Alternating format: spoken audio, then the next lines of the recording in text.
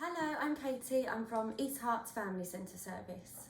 And I'm Lauren. I'm also from East Herts Family Centre Service, and today we're going to be speaking to you about Stress Awareness Week. So Stress Awareness Week was a national campaign which was last week, so we just wanted to speak to you a little bit around what stress looks like. So we're going to begin to talk to you a bit about stress in children. So children can present with stress in ways which some of us can be quite obvious to as parents, but sometimes they can hide that, can't they, Katy, a little bit, children.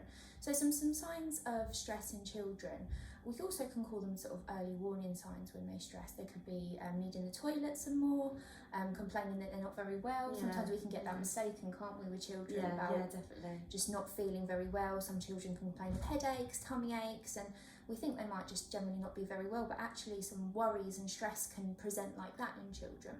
Yeah, definitely. And I think, as you say, it's when you think, oh, my child's not well, they can't go to school, they feel sick, my tummy hurts, I've got a headache.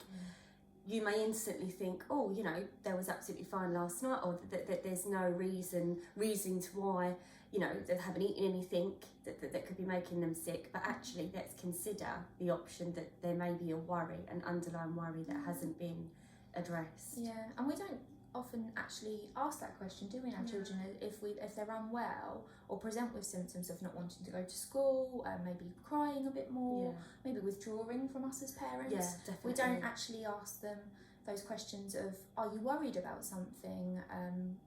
Tell me why you feel like that. Instead, we quite often do just jump into those physiological, like those actual reasons why they're doing it. Oh, have you got a tummy ache? Or do you need the toilet? We quite often go into those, don't we, instead of asking those questions.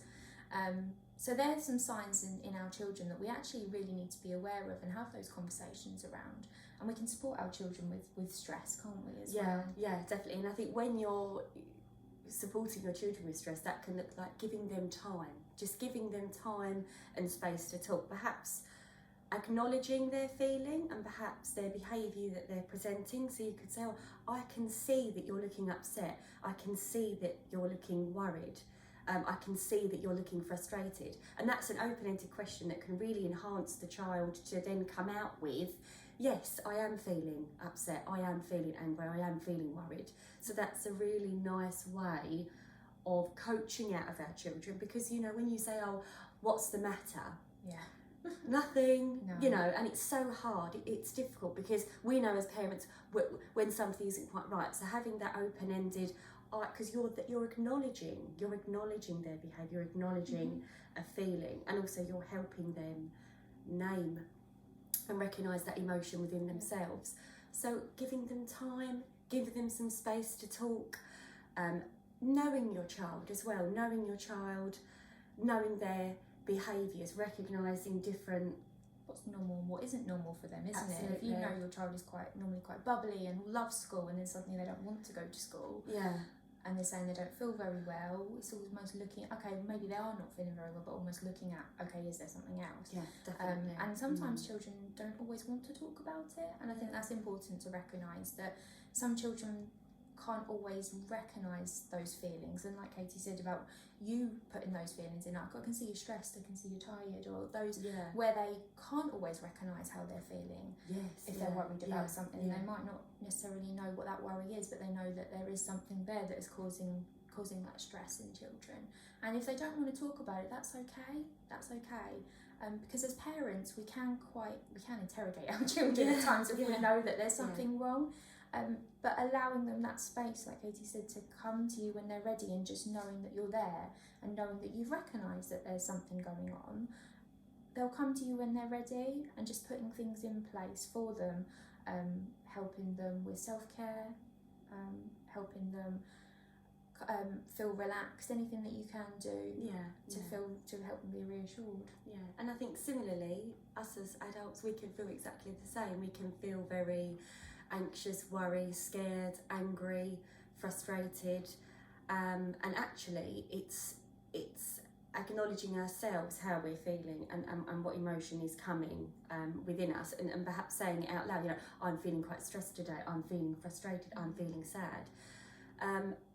You know, it's looking at that cycle of the thoughts, feelings, and behaviour, and how those thoughts and feelings can really coincide together. So breaking that cycle by taking a very small step to reach out to someone, pick up a phone your friend, phone up, a work colleague, speak to somebody. Just breaking that cycle, isn't it? That can make a huge difference to how you're feeling. And sometimes even if you don't get a response from some people, if you've texted somebody, sometimes that just even alleviates the stress, doesn't it? Yes, I've reached out. Or when you go to send a message and you put it all down, you know, in paper or in a text message, sometimes those stress levels start to decrease a little bit. Yeah, definitely. And recognising, actually, I might feel stressed, but what are the positives that have come out of today? And recognising not only the negatives, but recognising the positives as well that's going on. And like Katy said, that network of support, who have you got around you to support you when you're feeling stressed? Because sometimes our stresses can impact our children, can't they? Definitely, yeah, because they pick up, they can naturally pick up on how we're feeling. And when, we all know as parents that when we're not feeling 100% that particular day, everything that, I know for myself, everything that I do can impact on how I'm managing throughout that day, whether it's parenting, every aspect of life can be affected by how you're feeling. So yeah, and again, that can really, children can pick up on everything almost feels harder when you feel stressed, doesn't it? It does. And sometimes our children can feel stressed because we're stressed, and sometimes their stresses are ours, and it's recognising whose responsibility that is, what are those stresses, and recognising who we can reach out to. And there's some brilliant organisations to support not only children but us as adults. So Mind is a really great service. There's also the wellbeing team that you can self-refer to, or if you're working with a professional, they can refer to as well. Couth is a really great support for children and young people. They've got an app as well, so children and young people, they can reach out and text if they don't necessarily want to speak to their caregivers. It's an very impartial service that they can text out to as well.